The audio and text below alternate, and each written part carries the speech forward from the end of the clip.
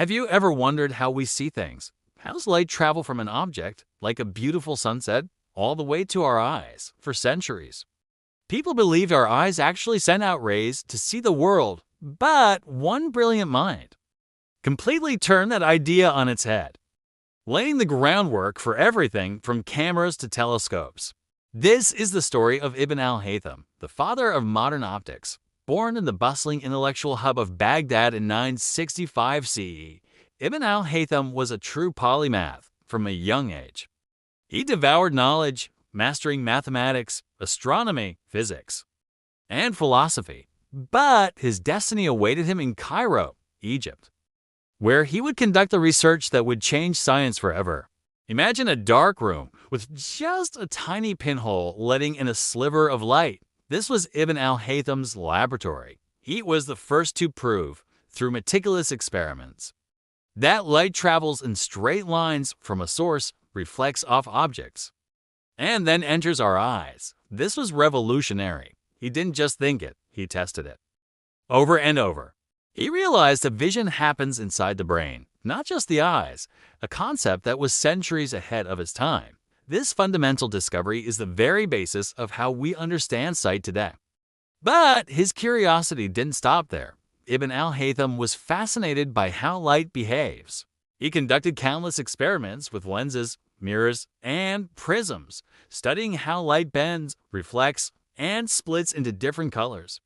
He meticulously documented how curved surfaces could magnify images, laying the theoretical foundation for magnifying glasses, microscopes, and even the telescopes that would later allow us to gaze at the stars.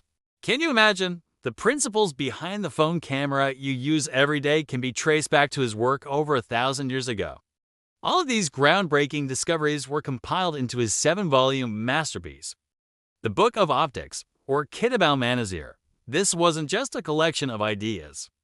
It was a detailed record of his experiments, complete with diagrams and data.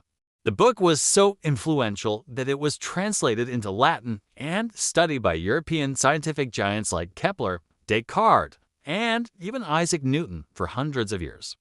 It was the gold standard for optics for centuries. What truly set Ibn al-Haytham apart was his unwavering commitment to a new way of thinking, the scientific method.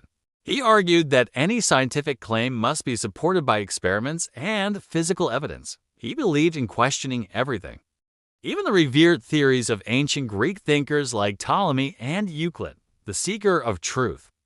He wrote, is not one who studies the writings of the ancients and, following his natural disposition, puts his trust in them, but rather the one who suspects his faith in them and questions what he gathers from them. He was patient, methodical, and insisted on documenting his work so others could replicate and build upon it. He wasn't just a scientist. He was the architect of how science itself should be done.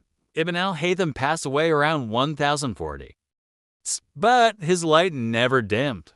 He is rightfully known as the father of modern optics and a pioneer of the scientific method.